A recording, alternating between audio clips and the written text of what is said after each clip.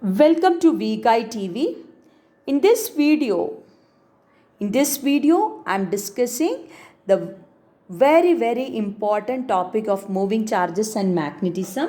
This is part 5 video of moving charges and magnetism, and here I'm explaining magnetic field on the axis of a circular current carrying loop.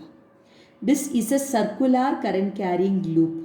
So I need to find the magnetic field due to this conductor, this current carrying conductor, and I need to find the magnetic field along the axis. So along the axis means this is axial line. Okay. Now we are taking a circular loop. This is a circular loop. Okay. So I am taking a circular current carrying loop here. Due to this loop, what is the magnetic field at this point? Okay, so loop I place like this.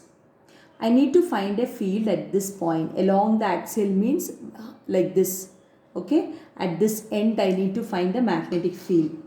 So what I am doing is I am taking a small element of length dl in this conductor. It means this is a conductor. We take an element at the top. Okay. At the top we take a small element. From here I take a small element. Okay. That is this dl, element of length dl. I should find due to that element what is the field here. So why I showed this one, you see this is a plane which is going like this, right? This plane is in this direction. Okay, how I am keeping my hand like that direction only the plane. But we are finding the field over here, right? So the element of length here we are taking an element of length dl. We are joining the element to the point one line, that is this r. Now next thing is if you take an element of small length dl, that dl and this length will come as perpendicular, because I'll show you like this, because that is in another plane and this one is coming like a perpendicular. If I draw one line here, that line will be perpendicular for this conductor. Okay, I'll show you. This is your circular coil. I'm taking a small element. A very small element we are taken here, a very small element, and from here we are just taken like this point. Okay, so that tangent and this line, the tangent here and this line are coming perpendicular. So that is the reason I am writing dB equals mu naught by 4 pi I dl cross r by r cube. In this case, I take the angle. The angle here is coming theta is equal to 90 degree. Theta is equal to 90 degree. Theta means which one? DL and R.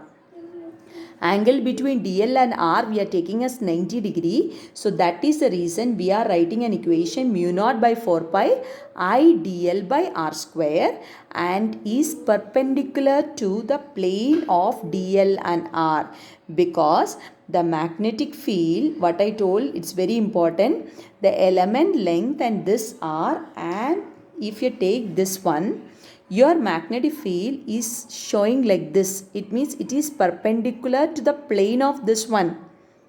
So we have this one. So we have this plane, and the magnetic field due to this circular coil is going in this direction. Like this I mark dB. Why dB like this I mark?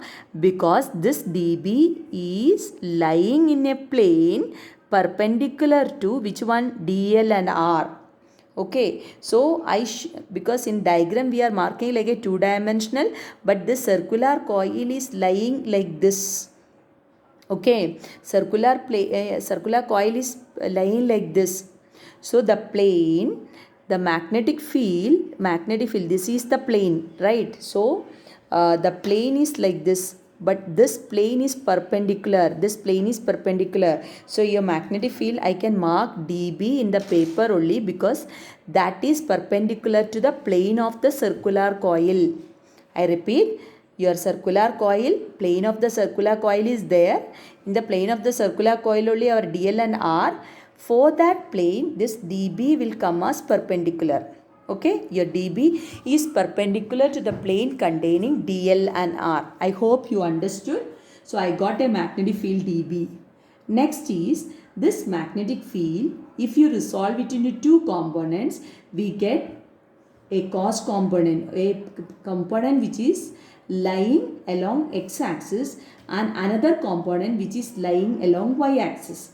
We call x-axis like a parallel component and perpendicular component. Parallel component and perpendicular component. This angle you are marking as theta. If this is theta, according to alternate interior angle concept, this also will be theta. If this is theta, this also will come as theta because this brown line and this violet line are perpendicular. So if this is theta, this is your adjacent component and this is your opposite component. So I have written here dB, resolve it into two components, dB perpendicular along y-axis and dBx which is lying along x-axis. Or you write it dB, resolve it into two components, dB sin theta and dB cos theta. Next thing is same like that, and another element you have to assume here. If you assume an element here, same length dl, same distance r, you get a magnetic field lying like this. Okay? If you take an element here, we get a same element going in this direction. That also you can resolve it into two components, that is dBx and dB perpendicular. So you understood what we need to do?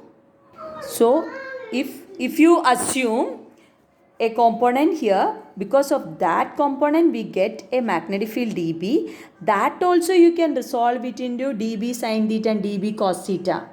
If you take this as this is the magnetic field due to this element dl, we can resolve dBx and dBy will come like this, dB perpendicular. By seeing this diagram, dB perpendicular, these are equal and opposite. But x component means both are along the same direction. So I can tell, consider an element diametrically opposite to dl, dB produced due to the element at P also resolves into two components, that is dB perpendicular along minus y-axis and dBx along x-axis. So it means that sine components are oppositely directed but cos components are in the same direction. So cos components will get added up. So I'm just taking here what is the cos component. Now you see, as this is theta, what is cos theta? Adjacent side by hypotenuse, r by capital R by small r. So I'm writing here dB equals dBx. That is equal to which component we are taking? That is nothing but we can write dB cos theta, or this same component we can write that should be equal to dB cos theta. That is dB. dB is this one, mu naught by 4 pi into IDL by r square into cos theta. That is mu naught by 4 pi into IDL by, if you see this diagram, you see what is r? According to Pythagoras theorem, r is nothing but root over r square plus x square. So it is r square plus x square into cos theta. What is cos theta? Cos theta we can write it as r by r. So it is r by r. Again, what is this r? Root over r square plus x square. So it will be mu naught IDL r by 4 pi into, in place of this r you substitute this. Right? So we get in denominator r square plus x square into r square plus x square raised to 1 by 2. If you do this, we get r square plus x square raised to 3 by 2. This is the dB cos theta component. Clear? Due to one element only I am taking. Now, I understood that for this circular loop, if you take any element, its diametrically opposite element is present. So, if we need the total magnetic field, we need to integrate over the total length. So, what we are doing is, we understood dB cos theta is this one. This is only for the element dl. If you want the magnetic field due to a complete loop, what we have to do? We need to do it as magnetic field due to the complete loop. I can write it as dB is equal to, or B net is equal to, what we are doing, you see, mu naught by 4 pi into r square plus divided by r square plus x square raised to 3 by 2 into integral dl. What is integral of dl? Total length of the circular loop is nothing but 2 pi r. So integral dl is 2 pi r. So we have written as mu naught by 4 pi ir into 2 pi r by r square plus x square is to 3 by 2. Same terms cancel. We get a very beautiful equation, that is mu naught I r square by 2 into r square plus x square raised to 3 by 2. Mu naught I r square by 2 into r square plus x square raised to 3 by 2 is the equation for magnetic field due to a circular loop at which point? Point P. Point P is called axial point. Point P is called axial point. Very important question.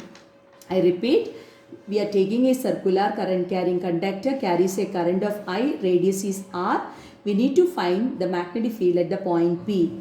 Point P is the axial point. So I told we are taking the circular loop like this.